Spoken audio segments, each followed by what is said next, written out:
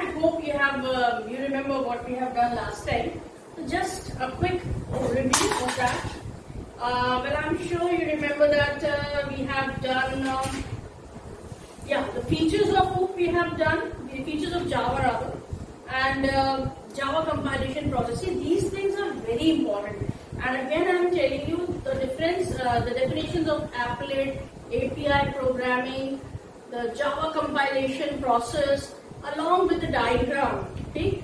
Then features, characteristics of Java, why Java is different from other languages, why the preference is given to Java. These things are very important questions, and most of the time you will get these questions there in your 10 years also. Okay, in board examination these questions are most of the time there, that mention any two characteristics of Java which make it different from other languages. So like Bora and all, these I told you about write once, run anywhere. Remember that? So these things are very important. Don't worry, once again I'll be taking all the important questions. Let me finish up with this theoretical part first. Okay, so that was what we did last time. Today we are going to begin with the second part of the syllabus. I'm not talking about second chapter right now because I might not be taking the things chapter wise, but it is according to the syllabus what is needed for class 10.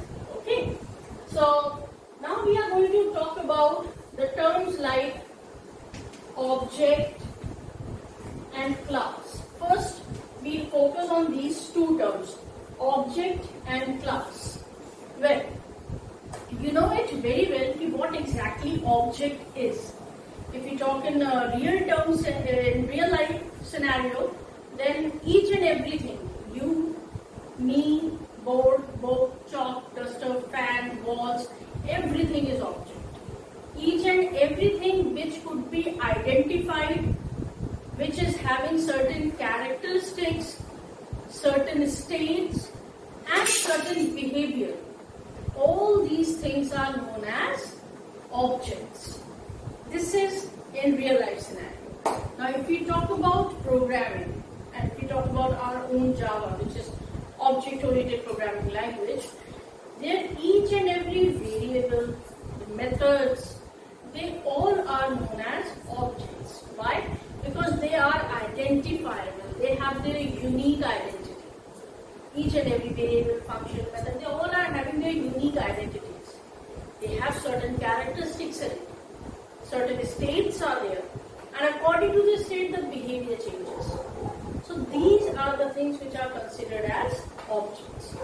How? See. Suppose I have taken a function, I'm using a function, okay? And in that function, the name of function is ABC, anything, ABC function. And see, if right now I have only declared the function, I have only created a function, so it must be having certain characteristics, okay? Now, I give certain value to it. Giving value to a function means I'm trying to change the state. Right now it is in a state of hold. Now I give some value, state will change. It will execute something. Now it is no more static, it is executing something. Now according to the state, the behavior will change. That means according to the state, according to the input, certain output I will receive. Function will surely give me an output. Okay. Now I'll change the state. I'll give another value to my function. And according to the value, the behavior will change. The output will change.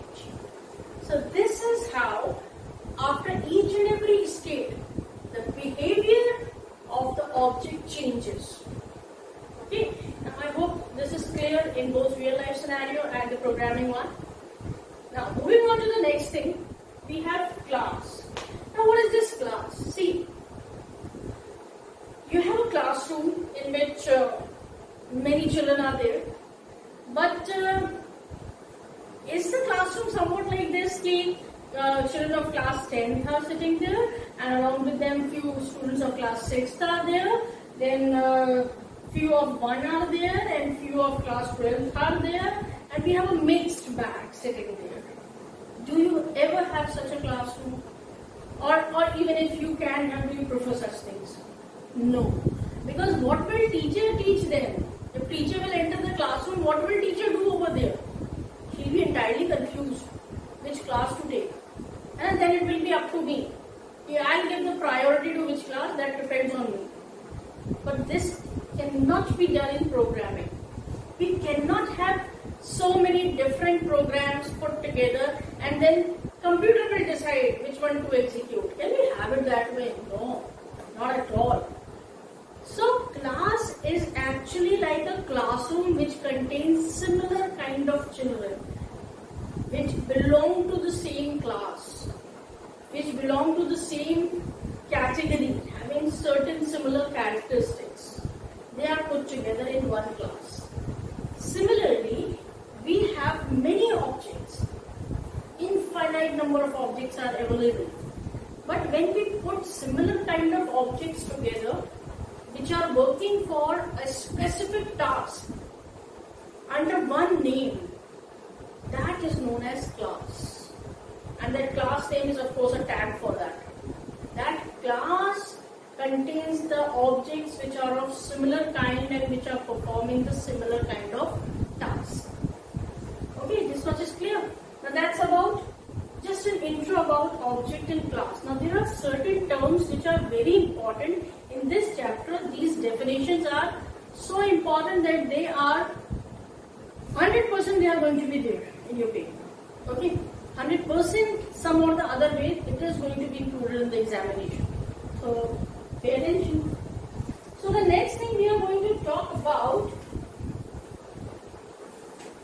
is your object factory. Okay, now what is this factory? See, the term factory is so simple. Whenever we listen to this term factory, the only thing comes in our mind is that a place where one kind of thing is manufactured and stored and then distributed from there is a factory. Just like if there's no harm in supposing anything, okay? If suppose I am having a factory of, what should I have? So Nestle. Factory of Maggi. I am having a factory of Maggi. Then I will obviously prepare Maggi only over there. I can't be like choosy, oh today I feel like preparing Maggi in the factory, so let me make Maggi, and tomorrow I don't feel like preparing Maggi, so I'll prepare something else. Jam. I'll prepare jam today. No, it can't be possible. In one kind of factory, one kind of objects only could be manufactured. Then if we are preparing something over there, we are going to store it there only, na? Or we'll send it to some other factory and store it. We store it there. So this is realized now. Okay. Now in programming term, class is known as object factory because it contains all similar kind of objects. Similar kind of objects are created over there as well as stored over there. Because they create the objects of similar kind, they are known as factory, object factory, and at the same time they store it over there also. So a class is known as object factory because it creates and stores similar kind of objects. This term object factory is very important. Proper definitions you will easily find in your book. There is one more thing. See, this is about class. Class is known as object factory. But what about this object? Is it just like that? No. Object is known as instance of a class. Achha, you tell me one thing. If I give you some object, suppose I give you this brush. Okay, I'll give you this brush. So by seeing this brush, can you tell me something about the brush factory? Yeah, you can tell me. The factory must be related to some cosmetics, and it must be preparing similar kind of brushes. It must be having the plastic body and glass thing, and the machinery must be making these things, similar kind of things. Now you can tell a little bit about the factory by just seeing the object. So object behaves like an instance of a class. This is in real life. In the similar way, when we see the objects, when we see the methods, then we can easily tell, oh, the class must be containing these kind of things. So we can have a certain idea regarding class by just having a look at the object. This is the reason why object is known as instance of a class. Okay?